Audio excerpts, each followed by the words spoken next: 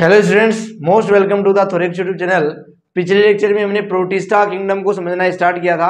आज उसी protista kingdom के अंदर जो 5 ग्रुप हमने पढ़े थे, कौन कौन से, dinoflagellates, Chrysophyta, euglenoids, slime moulds और प्रोटोजोआ, इन्हीं पांचों ग्रुप को डिटेल में समझना स्टार्ट करेंगे। सबसे पहला ग्रुप जो स्टार्ट करते हैं वो डाइनोफ्लैजिलेट्स है। तो आप मेरे साथ हेडिंग लगा सकते हैं, डाइनोफ्लैजिलेट्स।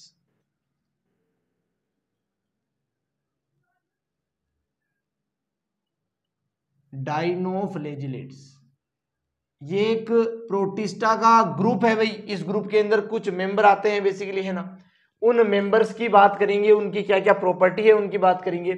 सबसे पहली लाइन जो मैं इसके बारे में आपको समझाना चाहता हूं वो ये है कि दे ऑल्सो नोन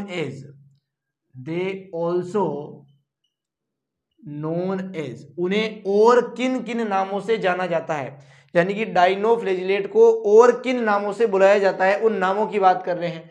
सबसे पहला नाम आपको बता रहा हूं मैं, वो है गोल्डन ब्राउन। क्या है? Golden brown प्रोटिस्ट्स।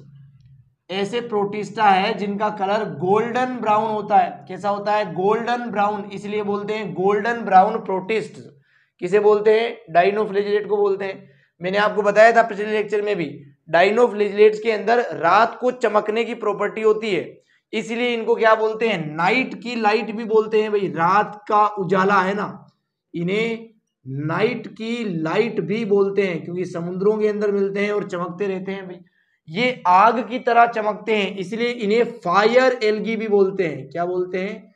फायर एल्गी भी बोलते हैं। ये समुद्रों में मिलते हैं और रात को चमकते हैं। कुछ साइंटिस्टों को ऐसा लगा कि ये भूत है, इसलिए इन्हें समुद्रों के भूत भी कहा जाता है, यानी कि सी गोस्ट भी इन्हीं को कहा जाता है। अंडरस्टूड और नॉट?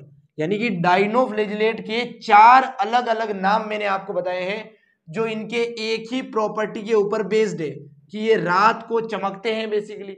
उसी प्रॉपर्टी को क्या बोलते हैं? दे शो, अगली लाइन आप लिख सकते हो, दे शो बायोल्यूमिनेसेंस। ये जो चमकने की जो प्रॉपर्टी है उसी का नाम क्या है? बायोल्यूमिनेसेंस है। बायोल्यूमिनेसेंस इस डाइनोफ्लैजिलेट के ग्रुप के अंदर आने वाले कुछ मेंबर के पास होती है, और वो कुछ मेंबर चमकते हैं, इसीलिए चमकने के कारण इतने सारे नाम इसी डाइनोफ्लैजिलेट ग्रुप के रख दिए गए हैं बेसिकली, है ना। अब आप पूछोगे कि ये चमकते क्यों हैं, इनके पास ऐसा क्या चीज है जिससे ये चमकते हैं? भाई इनके पास होता है लूसीफेरिन प्रोटीन। क्या होता है बच्चों? लूसीफेरिन प्रोटीन होता है। भाई चमक रहा है तो चमक तो एक गुण है, और गुण आते हैं प्रोटीन की वजह से। प्रोटीन आता है आरएनए से, आरएनए आता है डीएनए से, यानी कि इनके पास एक स्पेशल टाइप का डीएनए है जो स्पेशल टाइप का प्रोटीन बनाता है। उस प्रोटीन का नाम है लूसीफेरिन प्रोटीन। उस प्रोटीन से बायोल्यूमिनेसेंस की प्रॉपर्टी इंडिकेट होती है, यानी कि वो जो ऑर्गेनिज्म है वो चमकते हैं, उन्हीं को डाइनोफ्लैजिलेट्स बोलते हैं बेसिकली। तो ये कुछ बातें हैं। अगली जो हम लाइन लिख रहे हैं वो लिख रहे हैं, इनके अंदर कौन कौन से पिगमेंट्स होते हैं? दे कंटेन्स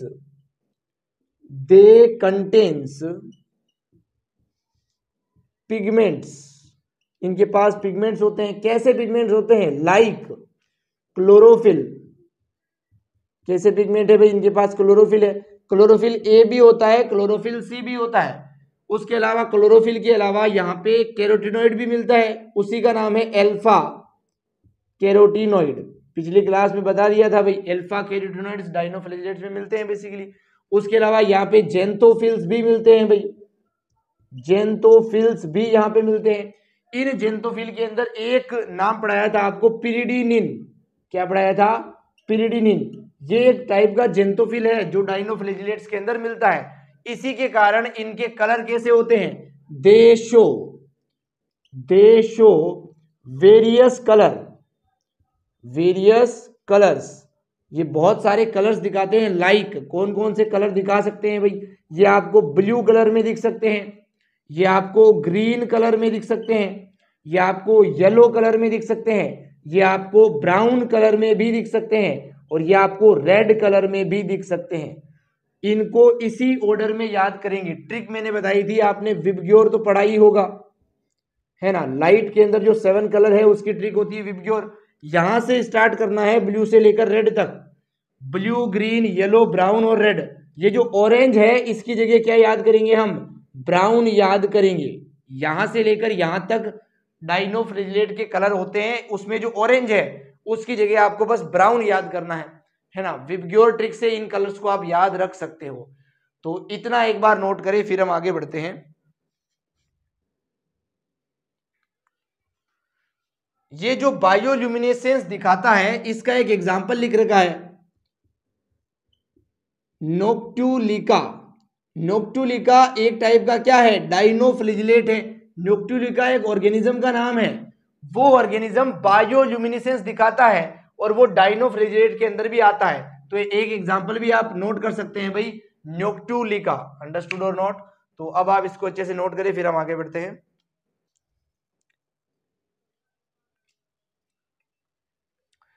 तो मैं उम्मीद करता हूं पॉज करके नोट कर लिया है ना। तो इसको इरेज करेंगे तभी आगे बढ़ पाएंगे भाई।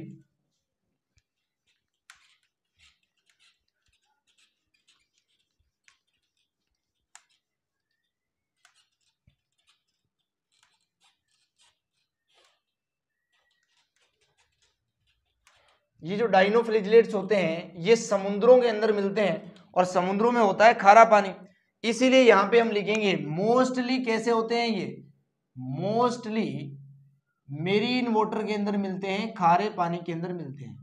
मोस्टली मेरीन वाटर के अंदर मिल रहे हैं भाई ये। और ये हमेशा ही क्या करते हैं, फोटोसिंथेसिस करते हैं, इसलिए यहां पे लिख रहे हैं हम फोटोसिंथेटिक। ये रहते कहां पर है, खारे पानी के अंदर। खाना कैसे प्राप्त करते हैं, फोटोसिंथेसिस करके अपने आप बना लेते हैं, क्योंकि इनके पास क्लोरोफिल है, बहुत सारे पिगमेंट है, तो फोटोसिंथेसिस भी यहाँ पे आराम से हो जाता है बेसिकली। अगली बात करता हूं मैं इनकी सेल वॉल के बारे में। पिछले लेक्चर में भी बात की थी सेल वॉल के बारे में, यहां पर भी बात करेंगे। यहाँ की सेल वॉल होती है प्लेट्स की फॉर्म में। किसकी फॉर्म में होती है, प्लेट्स की फॉर्म में। ये प्लेट किन सब्सटेंस की बनती है भाई, ये प्लेट्स बनती है सेल्यूलोज और पेक्टिन की। यहाँ की सेल वॉल के अंदर सेल्यूलोज और पेक्टिन की प्लेट्स होती है। क्या होती है, प्लेट होती है, परत होती है बेसिकली, है ना। इन प्लेट को क्या कहा जाता है, प्लेट इज नॉन एज, इन्हीं को कहा जाता है थीका। क्या कहा जाता है, थीका। या फिर इसी को बोला जाता है लोरिका। क्या बोलते हैं, थीका या फिर लोरिका बोलते हैं उन प्लेट्स को जो बनी है सेलुलोज और पेक्टिन की। और वो प्लेट्स किसके अंदर प्रेजेंट है, सेल वॉल ऑफ द डाइनोफ्लिजिलेट्स के अंदर प्रेजेंट है। अंडरस्टूड और नॉट? उम्मीद करता हूं इतना समझा पाया हूं आपको। इसकी सेल वॉल कुछ ऐसी है। अगर एक डाइनोफ्लिजिलेट की स्ट्रक्चर में आपके सामने ड्रॉ करूं तो डाइनोफ्लिजिलेट कुछ आपको इस टाइप से दिखाई देगा बेसिकली, कुछ ऐसा। डाइनोफ्लिजिलेट की स्ट्रक्चर कुछ आपको ऐसी दिखाई देगी, कुछ ऐसी। अंडरस्टूड और नॉट? कुछ ऐसा डाइनोफ्लिजिलेट आपको दिखेगा, कुछ ऐसा।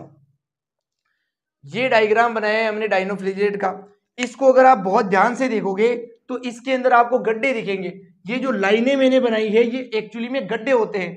कुछ गड्ढे तो ऐसे सीधे हैं, इन्हें बोलते हैं लॉन्गिट्यूडिनल। क्या बोलते हैं बच्चों, लॉन्गिट्यूडिनल फरो बोलते हैं। गड्ढे को इंग्लिश में फरो बोलते हैं या ग्रूव बोलते हैं, इसे लॉन्गिट्यूडिनल फ्रू बोलेंगे। और कुछ ऐसे गड्ढे होते हैं जो ट्रांसवर्स होते हैं, यानी कि ऐसे होते हैं हॉरिजॉन्टली।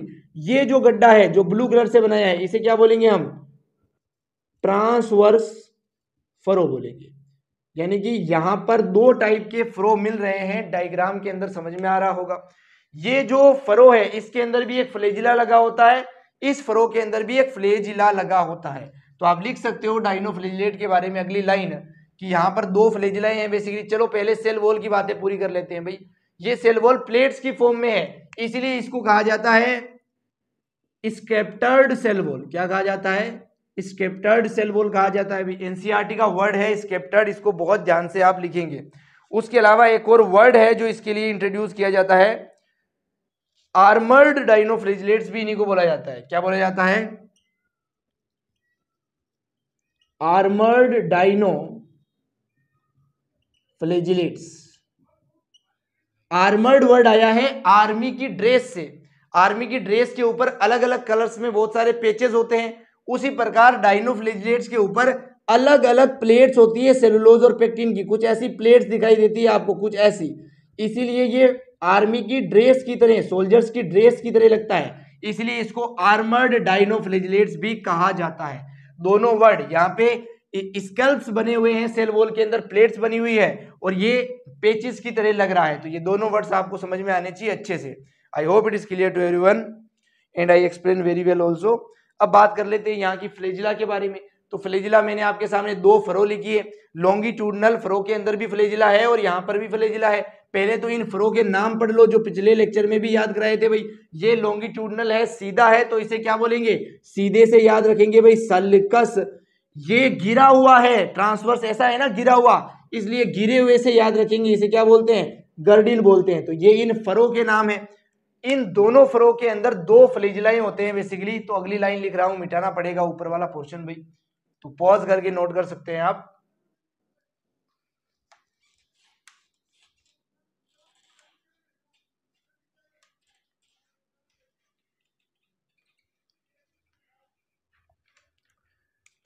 यहां पर दो फ्लेजिला मिलती है, क्या मिलती है, दो फ्लेजिला। नाम से ही पता चल रहा है डाइनो फ्लेजिलेट, फ्लेजिलेट का मतलब फ्लेजिला, डाई का मतलब दो, दो फ्लेजिलाएं मिलेगी भाई। दो फ्लेजिलाएं जो होती है वो अलग अलग टाइप की होती है। ऐसा नहीं है कि दोनों फ्लेजिलाएं एक दूसरे से सेम होती है, आइडेंटिकल होती है, वो अलग अलग टाइप की होती है। अगर दो टाइप की फ्लेजिला यहां पर है, दो टाइप की फ्लेजिला यहां पर प्रेजेंट है, इसी कंडीशन को बोलते हैं हेट्रोकोन्ट। क्या बोलते हैं बच्चों, हेट्रोकोन्ट बोलते हैं। दो फ्लेजिलाओं का होना तो होता है डाइनोफ्लेजिलेट कंडीशन, और दो टाइप की फ्लेजिलाओं का होना होता है हेट्रोकोन्ट कंडीशन। अंडरस्टूड और नॉट? तो यहाँ पे हेट्रोकोन्ट कंडीशन है भाई। ये जो दोनों फ्लेजिलाएं हैं, एक तो इस फरो के अंदर होती है और एक इस फरो के अंदर होती है। अगर आप दोनों फरो को बहुत ध्यान से देखो तो क्या ये फरो 90 डिग्री पे बनी हुई है, इसलिए ये जो फ्लेजिलाएं हैं ये भी 90 डिग्री पे लगी होती है। बोथ फ्लेजिला, यहां पे एक लाइन भी लिख सकते हो, both flagella are arranged at right angle to each other. Right angle पे ये अरेंज होते हैं भाई, दोनों फ्लेजिलाएं एक दूसरे से। राइट एंगल आपको दिखाई भी दे रहा है भाई। तो फ्लेजिला की बात भी हमने की है भाई लगभग, है ना। अब हम बढ़ेंगे कुछ आगे और समझेंगे इनके कलर्स के बारे में। फिर से कुछ लाइनें समझाऊंगा भी मैं आपको। एनसीईआरटी के अंदर एक वर्ड लिखा है रेड टाइड। एक समुंदर है बेसिकली जिसका कलर लाल दिखाई देता है, रेड दिखाई देता है।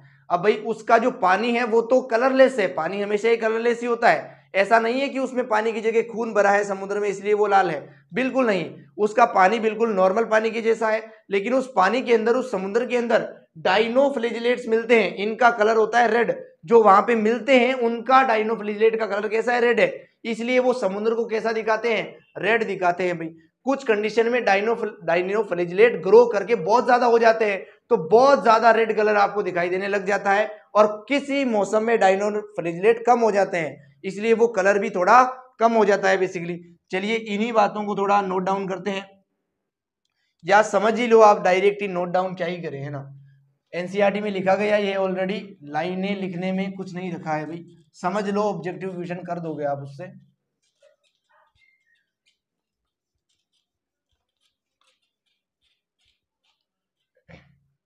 समझेंगे बहुत ध्यान से भाई। मैं बात कर रहा हूं रेड टाइड के बारे में। रेड टाइड क्या है बेसिकली, लाल समुंदर क्या है, ये क्यों लाल है, रेड डाइनोफ्लेजिलेट के कारण। Red डाइनोफ्लेजिलेट्स,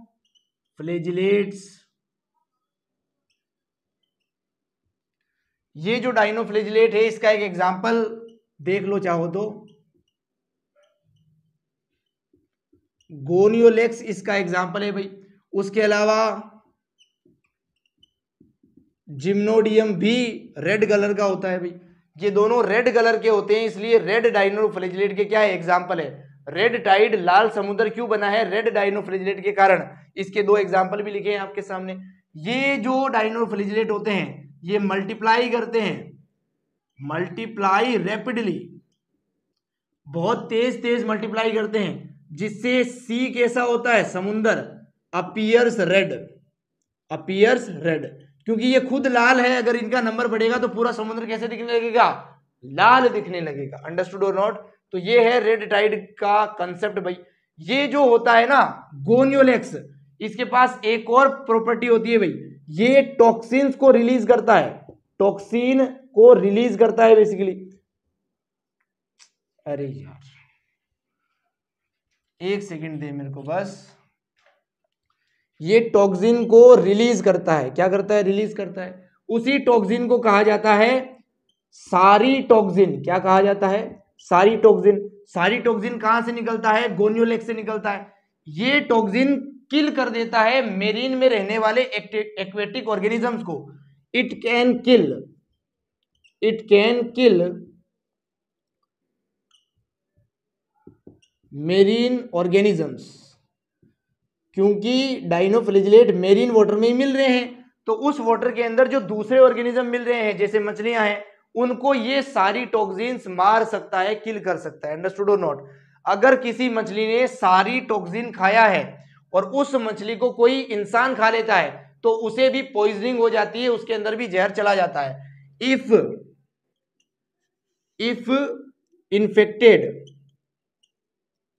infected fishes are consumed by human, अगर मानव इन्हें खा लेता है इन फिशेस को, तो उसे भी क्या हो जाएगी, पॉइजनिंग हो जाएगी, उसके अंदर भी जहर चला जाएगा बेसिकली। उस पॉइजनिंग को बोलते हैं पैरालाइटिक सेलफिश पॉइजनिंग। क्या बोलते हैं, पैरालाइटिक सेलफिश पॉइजनिंग। एक सेकंड दे मेरे को बस आप,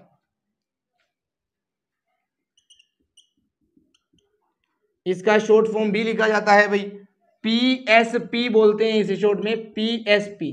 अगर किसी मनुष्य ने, मानव ने सारी टॉक्सिन से इन्फेक्टेड मछली को खा लिया है, ऑर्गेनिज्म को खा लिया है, तो उसे क्या हो जाता है, पीएसपी हो जाता है। फुल फॉर्म क्या है, पैरालाइटिक सेलफिश पॉइजनिंग। पैरालाइटिक का मतलब वो पैरालाइसिस हो जाएगा, उसके हाथ पैर काम नहीं करेंगे बेसिकली, अगर ऐसा होता है तो ये हमने समझा है डाइनोफ्लैजिलेट ग्रुप के बारे में। मैंने डाइनोफ्लैजिलेट की स्ट्रक्चर भी बना दी थी आपके सामने, जो एनसीईआरटी में बनी हुई भी है। तो एनसीईआरटी का एक एक वर्ड आपको समझा दिया है भाई। आज के लेक्चर को यहीं पे समाप्त करेंगे, क्योंकि लेक्चर का ड्यूरेशन मुझे छोटा रखना है, अपलोड करने में इजी रहता है ना। तो यार इसमें कोई भी डाउट हो तो आप कमेंट कर सकते हैं, उसका रिप्लाई 100% मिलेगा। थैंक यू सो मच यहाँ तक बने रहने के लिए। चिल देन, मिलते हैं नेक्स्ट वीक में।